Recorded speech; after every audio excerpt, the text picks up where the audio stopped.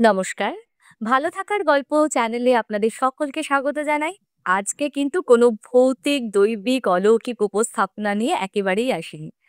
আজকে আমার চ্যানেলে হাস্যকৌতুক উপস্থাপন করবেন আমার ভীষণ ফেভারিট, একদম মনের কাছের একটা মানুষ। আমার সঙ্গে আজকে রয়েছেন মিতা সেনগুপ্ত। মিতা আন্টি, আগে বলো তুমি কেমন আছো? আমি এখন বেশ ভালো আছি। এখন আর কোনো কমপ্লিকেশন নেই। হ্যাঁ, এখন তোমার তো একেবারেই মাঝখানে ঠিক চোখের আছে। অপারেশনও হয়েছে কদিন আগে। তো হ্যাঁ, এখন চোখে তোমার সব শরীর-টরীর ঠিক আছে তো? এখন একদম আমি ফিট। এখন ফিট হয়েই আমি চলে এসেছি যে এটা আমার সবাইকে কাছে কিছু বিরাট শোনাবো। পাওয়া। আন্টি কিন্তু অসুস্থ ছিলেন। কিন্তু তারপর আন্টি যখন দেখলো আমি নতুন চ্যানেলটা স্টার্ট করছি, সকলকে এন্টারটেইন করার জন্য, হাস্যকৌতুক উপস্থাপনার জন্য আমাকে নিজে থেকে যোগাযোগ করেন এবং এই বয়সের এই energy level, hats off. Seriously মানে আমি জানি না আমি তোমার এজে গিয়ে আর কিছু করে উঠতে পারবো কিনা। এনিওয়েজ, তুমি আজকে আমাদের কি শোনাচ্ছ বলো? আমি কিন্তু আজকে কোনো রকম ইন্টারফেয়ার করব না তোমাকে। কারণ আমি জানি তুমি ভীষণ ভালো কথা বলো। তোমার বাচনভঙ্গির আমি বড় ফ্যান। তো আজকে শুধু শুনবো তুমি কি বলবে। বলো। আমাদের শ্রোতা বন্ধুরা সকলে আমার শুভেচ্ছা নিও, ভালোবাসা, আশীর্বাদ সবকিছু দিয়ে আমি আজকে শুরু করব একটা হাস্যকৌতুক। বেশ। তার পিছনে একটা কারণ, আমাদের চারিদিকে এত স্ট্রেস, নানা রকম হচ্ছে, কোথায় যুদ্ধ লাগছে, কোথায় প্লেন ক্র্যাশ হচ্ছে। হ্যাঁ, একটু মন ভালো করা আমাদের দরকার। একদম, তো একদম, আমরা সবাই মিলে বসি হাস্যকৌতুকে। একদম। আজকে তার মানে আমাদের এপিসোডটা একদম অন্য ঘরানা হতে চলেছে, তাই? হ্যাঁ, হ্যাঁ, একদম একদম ঠিক, অন্য ঠিক। ঘটনা। I am very excited. Start হ্যাঁ, করো তুমি। একটি ছেলে, তার নাম শচীন্দ্র। আচ্ছা। এবার শচীন্দ্রর মামার বাৎসরিক কাজ। ওকে। শচীন্দ্রের আর কেউ নেই, এই মামি আর এই ভাগ্নে। আচ্ছা। আরেকটা আছে ভাই, তার নাম Dakshina. Okay. Sorry. It's okay, it's okay. Hmm. হ্যাঁ, কই হে শচীন্দ্র, জোগাড় যন্ত্র সব হইছে তো? বলি তোমার মামার বাৎসরিক কাজ, তা তুই একদিন পূর্বে সংবাদটা দিতে পারলা না? তখন শচীন্দ্র বলছে, ঠাকুর মশাই ভুল হইয়া গেছে, যাও গিয়া দেখি, ফর্দ দেখি। ও, কলা পাতা, কালো তিল, জব, মালসা কই মালসা? এই তো ঠাকুর মহাশয়, আপনার চোখের সামনেই আছে। ও ও, ঠিক আছে, তোমার মামিরে ডাকো। ও মামি, ঠাকুর মশাই আপনারে ডাকতে লইছে। তো মামি তো হেলে দুলে এলেন। বস, উপবেশন করেন। উপবেশন? আরে বসেন বসেন, এই আসন খানে বসেন। তো মামি তো বসলো, হাতে তালুকে জল নিয়া ৩ বার বলেন, নম বিষ্ণু, নম বিষ্ণু, নম বিষ্ণু। আপনি প্রভু ঠাকুর মশাই, ওই আমার ভাসুরের নাম। ভাসুরের নাম? মনে মনে কর, নম বিষ্ণু, নম বিষ্ণু, নম বিষ্ণু। বলো কৃষ্ণের পক্ষে? না, না, না, না, না ঠাকুর মশাই, আমি কৃষ্ণের পক্ষে হইব কেন? আমি হইলাম গিয়া কৃষ্ণের বিপক্ষে। বেটা কেষ্টার লাগি কত ঝগড়া কার্য করছি, আর সেই কেসটাকে থামো, থামো, থাইকো না তুমি কৃষ্ণের পক্ষে। বলো, নাও বলো, একাদশং তীর্থং। হ্যাঁ, আজ একাদশী নাকি ঠাকুর মশাই? আমি তো এক প্লেট ভাত ঠান্ডাই আইছি। বাবা বাবা বাবা, একে স্বামী সপিণ্ডীকরণ, তারপরে একাদশী, তুমি এক পেট ভাত কোথায় আইছো? যাও যাও যাও, তোমারে দে হইব না কাজ। শচীন্দ্র, তোমার ভাগিনেরে ডাকো। এবার ভাগিনে আসলো, হেলে দুলে ১২-১৩ বছরের একটি ছেলে। হুম, হুম, সে আসলো, হুম। না উপবেশন করো। কমসে কম সে বুঝলো, বসলো। স্নান ছাইরা এসো তো? হ্যাঁ ঠাকুর মশাই, ভালো কইরা সাবান দিয়া। আচ্ছা, জামা কাপড় ছাইরা এসো তো? না ঠাকুর মশাই, ওই বাসি জামা কাপড় খান পইরা এসো? হ ঠাকুর মশাই, যাও যাও, কাপড় জামা ছাইরা এসো। তো চলে গেল ঠাকুর, তার জামা কাপড় ছাড়তে। ঠাকুর মশাই তো মাথায় হাত। আরে রাম রাম রাম, সি সি সি, ১২-১৩ বৎসরিয়া লিটি ঘোড়া, একেবারে উলঙ্গ গেছে। ইস! তো আপনি খামোখা রাগ করেন কেন ঠাকুর মশাই? আপনি তো কইলেন যে কাপড় জামা থাইরা আসো। আমি পরনের কাপড় খান চাইরা একখান ধোপার বাড়ি কাপড় পইরা আসতো। তারাও তো চলে গেল।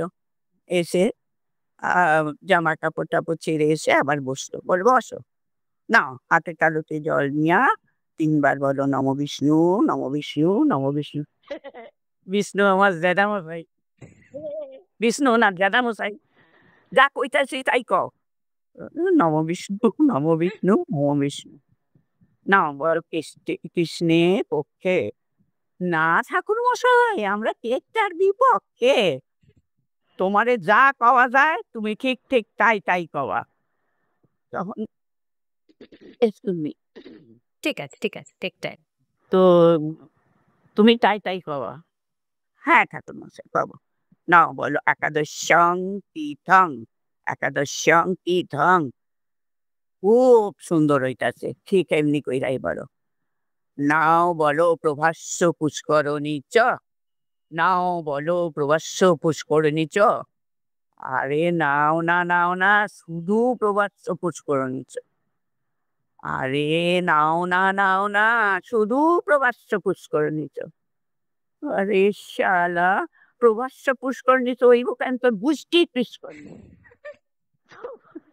শালা প্রভাস্য পুষ্করণী চ হইব কেন তোর গুষ্টি পুষ্করণী চ। তখন ঠাকুরমশাই রেগে গিয়ে এক থাপ্পড় ওকে মেরে দেয়। তবে রে এই নে। তখন ও রেগে গিয়ে ঠাকুরমশাই গালে এক চড় মেরে দেয়। তবে রে এই নে। এই করে ড্রপ সিল করে গেল। ওহ মাই গড! ওহ মাই গড! মানে ঘটনাটা তো অবশ্যই মজাদার।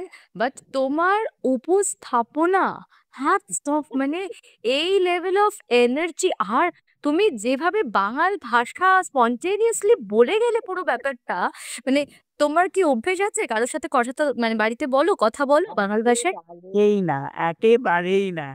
আমি হাওড়ায় মানুষ হয়েছি, লখনৌতে বিয়ে হয়ে ওখানেই ৩৮ বছর ছিলাম। তারপর চেন্নাইতে গেছি, মালদায় গেছি।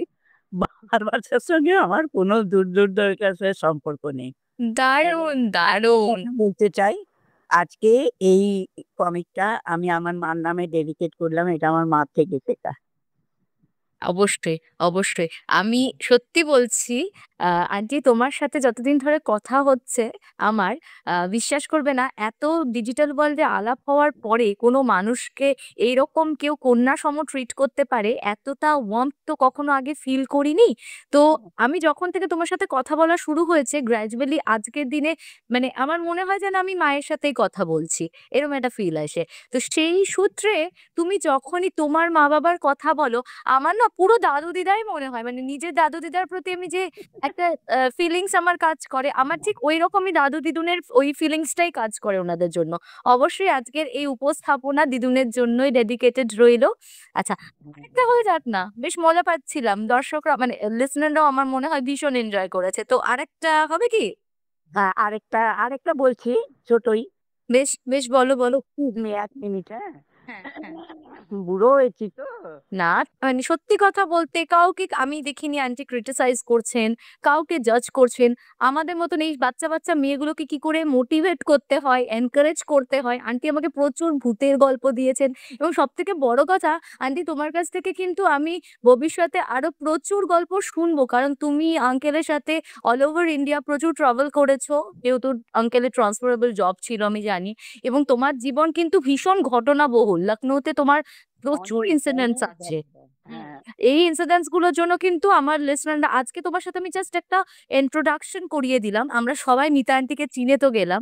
এরপরে কিন্তু আস্তে তোমাকে সেই ঘটনাগুলো নিয়ে আসতে হবে আমাদের কাছে। হ্যাঁ? আমরা কিন্তু এনজয় করতে চাই। হুম। ১০০ বার আমি আমার ছেলেমেয়েদের কাছে গল্প বলব, এটা তো আমার একটা বিশাল পাওনা। হ্যাঁ, এখানে কিন্তু আমরা সব মানে তোমার সমবয়স্ক হয়তো কয়েকজন থাকবেন। বাট বাকি সবাই কিন্তু আমরা সবাই কুচোকাচা তোমার। ঠিক আছে? তোমার কাছ থেকে প্রচুর গল্প শুনবো। হ্যাঁ, বেশ। আর এটা আমি বলছি, এক্সকিউজ মি আমার না আজকে গলাটা ভীষণ খারাপ। ঠিক আছে, একদম কোনো অসুবিধা নেই। আমরা এখানে সবাই লাইক আ ফ্যামিলি। তুমি একদম কমফোর্টেবলি বলো। আমি জানি যে আমার লিস্টেনাররা ভীষণ ভালো, ভীষণ সাপোর্টিভ। তারা একটুও কিচ্ছু মাইন্ড করবে না। বলো তুমি। ২ বন্ধু ছিল, দুজনে খুব হলায় গলায় বন্ধু। দুজনেই ইঞ্জিনিয়ার। ওকে। একজনের মা তার মধ্যে একটি ছেলে, ধরে নাও সুকান্ত আর দেবেশ। বেশ। সুকান্তর ছেলে বউ অতীব সুন্দরী। ওর মা গ্রামের থেকে এই মেয়েটিকে বিয়ে করিয়ে নিয়ে এসছে, মানে ডানা কাটা পরি যাকে বলে। আচ্ছা। আর দেবেশের বউ যে হচ্ছে, সে হচ্ছে প্রচন্ড বিদুষী, সাংঘাতিক শিক্ষিত, ও নিজেও ইঞ্জিনিয়ার। ওকে। এবার যখন ওদের প্রায়শই পার্টি আর্টি লেগে থাকে, তো যখন পার্টিতে যায় তখন এর বউ, যে সুন্দরী বউটি, সে না অবাক হয়ে শোনে যে এরা কত ফ্লুয়েন্টলি ইংলিশ বলছে। হ্যাঁ, আমি বলতে পারি না। উনি খুব হীনমন্যতা আসছে। তো ও মনে মনে ঠিক করে আমি ফলো করব। এমনি বুদ্ধিমতী ছিল, ফলো করব। কে কি ইংলিশ বলছে, কখন কি বলছে, তাহলে এমনি করতে করতে আমি শিখে যাব। তো ওর ধারণা যে ও খুব ভালো ইংলিশ শিখে গেছে, কিন্তু ও বলবার মৌকা পাচ্ছে না। এর মধ্যে একদিন ও বারান্দায় কাপড় মেলছে, আর অন্য বারান্দাতে একজন গাছে জল দিচ্ছে, ওই সুন্দরী বউ। ওকে।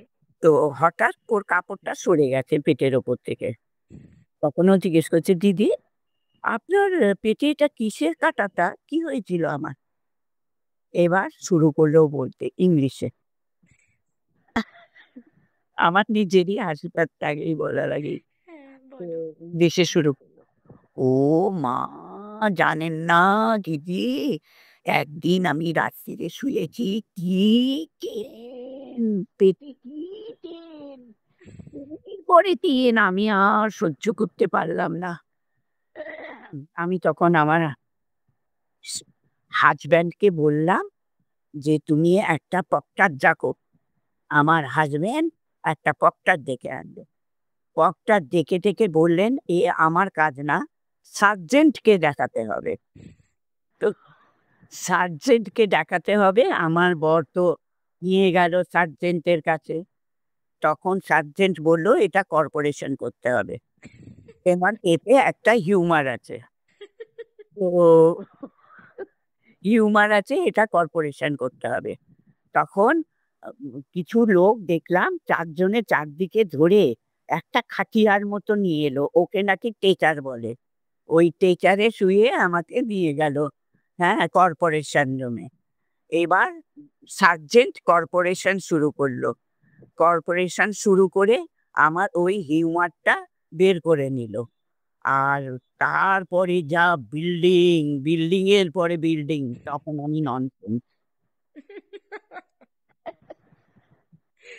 পুরোপুরি ব্যাপারটা ও বুঝছি, বুঝেছি। তখন আমি nonsense. Of, that is great. উফ, যারা রিলেট করতে পারলো, যারা অ্যাকচুয়াল হিউমারটা বুঝলো, মানে দে উইল এনজয় আ লট। খুব খুব ভালো ছিল, খুব মজাদার ছিল, খুব মজাদার ছিল। সার্জেন্টকে সার্জেন্ট, হ্যাঁ, অপারেশনকে কর্পোরেশন। Corporation, yes. হিউমার, হ্যাঁ, টিউমারকে হিউমার। হিউমারকে হিউমার, রাইট। হিউমারই বটে। দর্শক বন্ধুদের একটা ছোট্ট কথা বলতে চাই, জীবনে নানা রকম ঘাত প্রতিঘাত আছে। নিজের জন্য নিজে বাঁচতে শেখো, নিজের জন্য নিজে ভালো থাকতে শেখো। আমি আমার জীবনের এক্সপেরিয়েন্স দিয়ে বলছি, আমার জীবনটা সাংঘাতিক সংঘাতময়, কিন্তু আমি ভীষণ হাসি খুশি থাকি। হাসি খুশি থাকো সবসময়, এটাই এইটা একটা। তোমরাই তো হচ্ছে আমাদের চলার পাথেয়। তোমাদেরকে দেখেই তো শিখি, মোটিভেট হই, ইন্সপিরেশন তোমরা আমাদের। সত্যিই তাই। এই আন্টিরও লাইফের প্রচুর স্ট্রাগল, কিন্তু যেভাবে তবু সারাক্ষণ নিজেকে বিভিন্ন অ্যাক্টিভিটিস এর মধ্যে এঙ্গেজড রেখে যেরকম ভাবে উনি সারাদিন মাতিয়ে রাখেন না পুরো বাড়িটাকে, সত্যি এখান থেকে অনেক কিছু শেখার মতন, অনেক কিছু শেখার মতন। ওকে, সো আজকের মতো এপিসোডটা এখানেই শেষ করব। তোমরা ছাড়া তোমাদের যে কোনো, আমি বললাম না আমাদের এই চ্যানেলের কিন্তু কোনো পার্টিকুলার রুল বুক নেই যে এই টপিকের ওপরে গল্প শেয়ার করতে হবে বা এই বিষয়ে কথা বলতে হবে। যার যেরকম ইচ্ছা, যা ইচ্ছা, নিজের হাসি, নিজের কান্না, নিজের ফ্রাস্ট্রেশন, নিজের ভালো লাগা, কোনো অ্যাডভেঞ্চার, যে কোনো ধরনের ঘটনা, খালি রিয়েল ইনসিডেন্ট শেয়ার করার জন্য অবশ্যই 8240840618 নম্বরে আমাকে যোগাযোগ করে নিও। আজকের মতন এপিসোডটা এখানেই ক্লোজ করলাম। আবার দেখা হচ্ছে আগামী দিন।